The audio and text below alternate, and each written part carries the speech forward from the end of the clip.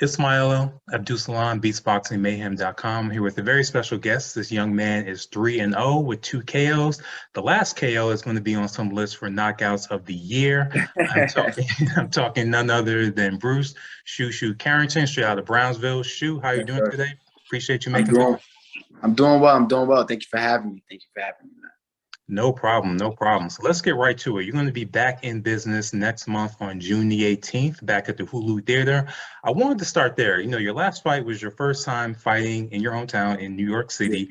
Yes. That card had like some weird energy. I feel like everybody was kind of nervous, even in the main event. Berlanga has issues, even Yeah. Jahai Tucker has some issues in his fight, but you didn't. How were you able to keep your calm and everything despite fighting at home? Oh, well, it was mostly the way I come into every fight. I train so hard and I put so much into my training camps is the fact that I have no time to be nervous. I have no time to let all of the extra things that's going outside of the fight bother me because of the simple fact that I worked so hard to get to this position.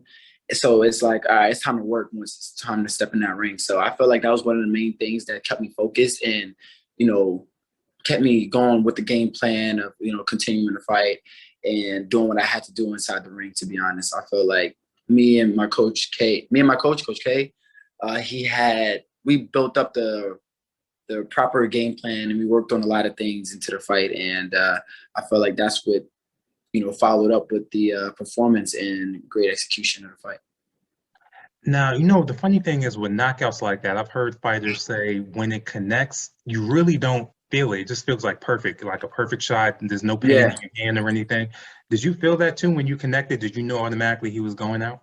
Yeah, no, definitely. It was the leverage of how the punch landed and everything. And plus beforehand, what I was doing to break him down to get to that point as well. It was like a multitude of things also, but I knew for a fact that it was the shot when I caught him. Because like I said, it was the leverage of how everything landed and when the way I timed the shot when I slipped the jab and threw the right hand hook over the top. So it was definitely, I already knew what's up. I already knew it was the end of the night at that point. Got you. And one thing Tim Bradley pointed out, which I think is exceptional with a young fighter, that even though you knew he was going out, you were still ready to slip. You still had your defense there. Yeah. So talk a little bit about that, because I'm sure it's hard not to get wild in there when you know a guy is about to go out or he has nothing for you. Where do you keep that defensive responsibility? Where does that come from? Well, it comes from the training. I mean, like Coach K, he's like the best in keeping you grounded, keeping you level-headed in there to fight. Like honestly, you could even hear him inside the corner, like when you watch the fight, he's saying like, yo, I understand you want to impress the crowd, but bro, like don't get into a give and go type of situation when you guys are going back and forth. Like stay humble and don't try to get into a war. Like stay focused and be patient. Just keep patient, keep your patience, keep your patience. So that's kind of one of the main things that, that kept me, how can I say, just focused into doing what I was supposed to do. But yeah, like also with the defensive responsibility after the punch, that's something that Kay and I worked on as well inside the camp too, because a lot of guys, a lot of fighters, when they would throw a punch and they land a nice punch, they would just stand there. Like you got to be ready for a case scenario when a guy gets caught with a nice punch and they're still standing and they might throw 3 or 4 punches back. So I just always make sure that I stay defensively responsible and make sure that I move after every single shot. Got it. Now let's talk about your stomping grounds, Brownsville. It's funny, I'm writing a book about old Brownsville back in the 30s, Okay. 40s, about Yeah. Mr. Ink and all that. But Yeah. that's When totally, the Jews had it over around that time. yeah, so that's, and I'll go up to New York and I review the archives and all that, but that's a totally different history from the Brownsville that you grew up in. So I wanted Yeah. you to kind of bring people into what it was like growing up in that neighborhood, especially with that rich boxing history, because I've seen Oh yeah. videos of you, talking about boxing when you were 6 years old. So I want to know Yeah. what is your origin story in boxing and what got you so into it in Brownsville? Well, for me, I always loved boxing. Like, obviously, they had world champions come out of there. Is Mike Tyson, Riddick Bowe, Zab Judah, Eddie Mustafa Muhammad, Daniel Jacobs, Shannon Briggs, Albumi Davis. He was actually the first world champion to come out of Brownsville, and he was one. Like I said, at the time, he was when the Jewish guys were there. So yeah, it was like a big thing to be boxing and coming out of Brownsville, and or just also just watching boxing, living in Brownsville. So I was always interested in it, but I got into it because I used to get bullied by a lot of guys that was like bigger than me. Mind you, I was probably around 6, 7 years old, and kids that were like about 8, 9 years old, they were bullying me twice my size. And around that age, when you're like 2 years older than you, that size matters. And I used to beat up the bullies that tried to bully me. I kind of had like a fighting spirit inside of me already. So my dad put me into boxing just to see how I would hang, and I fell in love with it. I felt like it was something that I was easily attached. To. I was boxing in the same gym as Curtis Stevens, Saddam Ali when he was still amateur. Then Daniel Jacobs, he was still amateur. Luis Collazo, Paulie Malignaggi, all them guys were training in that same gym, and I was just starstruck.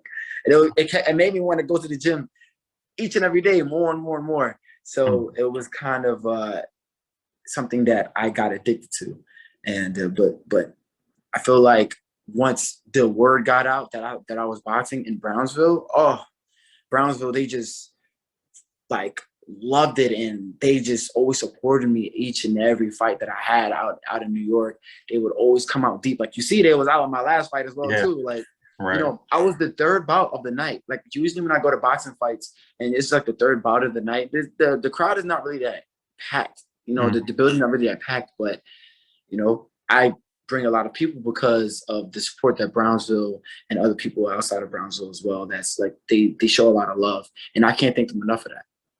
God, I really appreciate hearing that, because I was going to ask, I'm like, there's always the people that support you, but there's always those that might be like, he ain't special, blah, blah, blah. So I was hoping you didn't go through that in Brownsville. I'm glad.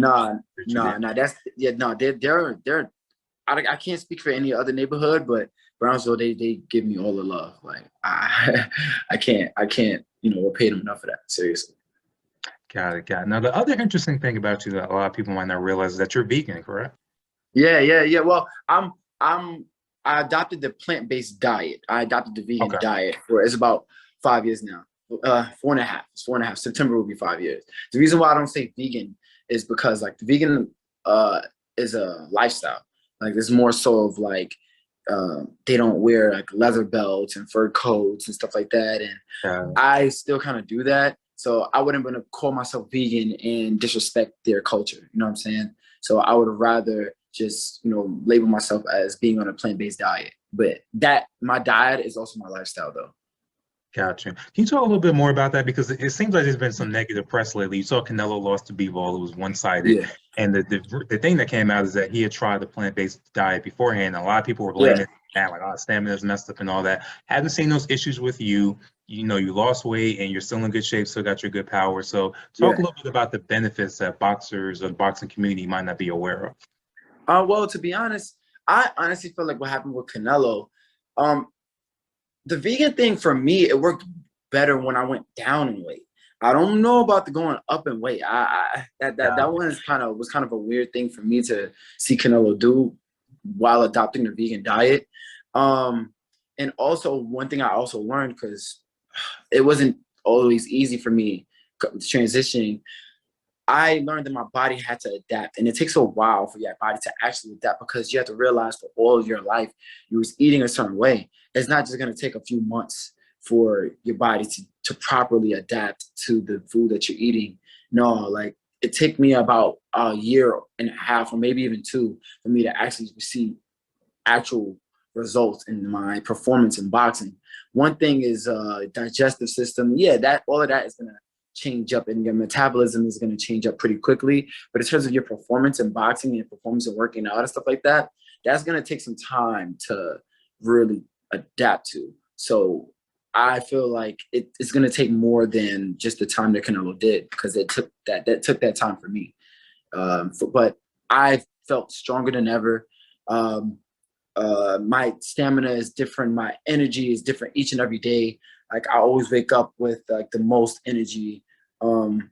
even like I don't need no type of coffee or caffeine for me to wake up. Like there's a lot of guys that just wake up and like I need coffee, I need some caffeine. I don't need that. Like my food is my energy, my food is my fuel. Like if you ever notice, like a lot of people when they eat certain foods, they get like, you know, how as black people call the itis, you know what I mean? Right. Like, you know, they get real sluggish and they get real tired. Like food is your fuel.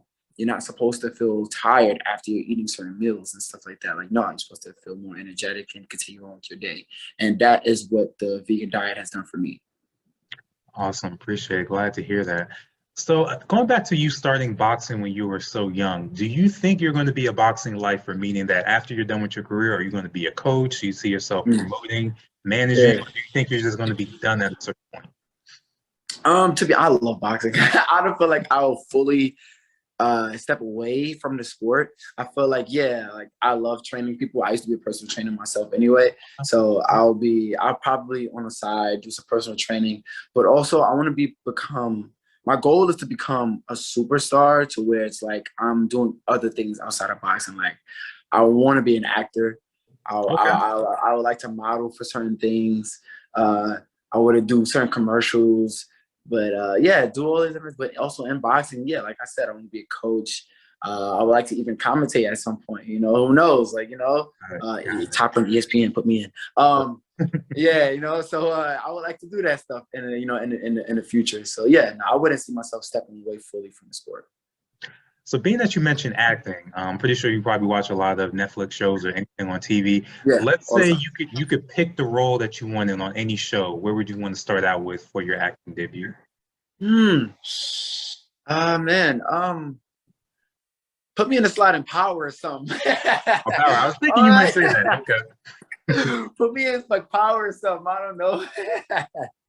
like you know, like I feel like I could be in a show like that, or because I feel like I can I have like a versatility in certain different personalities. Like I Right. can do comedic roles, I can do serious roles, I can do, you know, sentimental roles, and you know, so I can do it all. I feel like, you know, because I do a bunch of different little videos myself that I put on my page and whatever. So, you know, I kind of get the gist of things, and I feel like that would carry me over pretty smoothly into the acting world. Okay. And we haven't gotten too many boxing stories. I don't think we got any on Power. I remember Ray Donovan, if you ever watched that show, they one of the seasons they had a little boxing related storyline, but it's about time I we get think so. another. I think I heard about it. I never really watched Yeah. the show, but I've heard about that. That's the funny thing. I've definitely heard about that. Yeah. So we definitely need some more boxing content and boxers on TV. So Yeah. yeah, absolutely. So going back to, like you said, you have so many different personalities and all that. You're carrying a lot for your family. How do you decompress? Because I know that's a lot of pressure. You're carrying your legacy, you're carrying your brother's memory. What do you do to kind of relax yourself? What is your safe place where you can just kind of decompress? What do you do? I mean, well, to be honest, I pray to God. I pray to God a lot just to keep me humble and keep me level headed, you know, because all of that pressure and all of that praise can get to, you know, a person's head. Like my dad always told me, praise is not for the human, it's not for man, because we can't handle it. We start to believe that we are God because we've taken in all of this praise. All praise be as due to God. And we just have to just, you know, thank him for giving us the opportunity to do what we do, and you know, and perform the way, you know, we perform. But it's things it's basically that I make sure that that keeps me level headed, and I can kind of get that pressure off of me. But then again, it's also the mindset that I have. Right. uh, I kind of like the pressure. I love the pressure because I feel like God wouldn't put us in certain situations if He didn't think that we can handle it. When you put in certain situations that you're pressured, it makes you into a different person. It makes you to a stronger person, and you become someone different out of it. Right. Like I always say, pressure makes diamonds. So, you know, I you know want to make myself just that. Got you, got you. Now, one thing about Brooklyn too that we've seen, especially around the Barclays, gentrification is in full effect around there. Yeah, It yeah, hasn't definitely. really hit Brownsville yet. Do you see it ever coming to Brownsville like it's come to other Brooklyn neighborhoods? Little by little, I'm starting to see like different construction and little buildings popping up here and there. Not gonna lie, but I feel like a full gentrification Brownsville is definitely going to be the last neighborhood out of all neighborhoods in New York for that to happen to be honest. Like, because they already took over Bed-Stuy. Right. Yeah, Bed-Stuy is definitely gentrified at this point. Probably like just a little bit of it is still not yet, but the Bed-Stuy majority of it, I would say 90% is gentrified, and they're trying to bleed over into Brownsville. And I'm seeing, like I said, little buildings here and there, but Brownsville is going to take a lot for that to happen. Got it. Got it. So that leads me to another question. It's probably going to be one of the most important questions I ask you. Please tell me you're not a Nets fan and that you're repping the Knicks. Listen, man, I'm repping New York as a whole, man. Whether the Knicks make it, whether the Knicks make it, whether the Nets make it, it's still New York and it's still, home. So I like both teams. Got you. So I wanted to close on asking you, as far as, the site is called beatsboxingmayhem.com. So we cover hip hop, boxing, a little bit of everything. I'm a little older, so, my top 5 is going to be more Biggie, Nas, people like that. But I wanted to hear your top 5. My top 5 might be your top 5 too. Don't, really? Don't. Okay. I mean, it might be. Go ahead. Got you. But yeah, tell me who your top 5 MCs are of all time that you just love listening to. Okay, all time. I thought you were just gonna say New York. Yeah, no. Okay, so top 5 MCs definitely. Biggie, Okay. 50 Cent, Okay. Drake. I like Jay-Z. Okay. And my number 5. That's a tough number 5.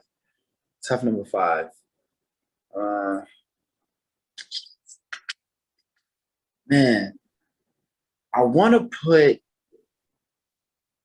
Honestly, I ain't gonna lie to you. Like recently, a lot like Lil Durk. Not Lil Durk. Lil Baby been doing his thing. So okay. Yeah. Lil Baby been doing his thing. So he's really like hard down there. Okay. Yeah. No, I like Lil Baby. So that'll probably be my top 5 at this point. Okay. Did you get a chance to listen to Kendrick's album? I know a lot of people are like kind of polarized with that one. No, I haven't really listened to the album yet, but like I've seen like mixed reviews from it. So I'll probably listen to it this week to be honest. But I haven't really listened to it yet. Yeah, it's a personal album, so those are always kind of conflicted. I think a lot of people come in like, okay, where's the bangers at? But this is like a really personal project. So if you like that type of music, I think you'll appreciate it. So just to close, go ahead. Yeah, people always like do that. Like when I notice like certain artists, when they make certain albums personally for like they make personal albums putting out their stories, or they make certain albums for certain groups of people that listen to a certain to a certain genre. Other people is gonna feel away. Like an artist is just trying to show their versatility. That's all it is, to be honest. Absolutely. So before we close, let everybody know where they can find you. I know you mentioned you're on social media, heavy Instagram, and all that. Let people know where they can find you.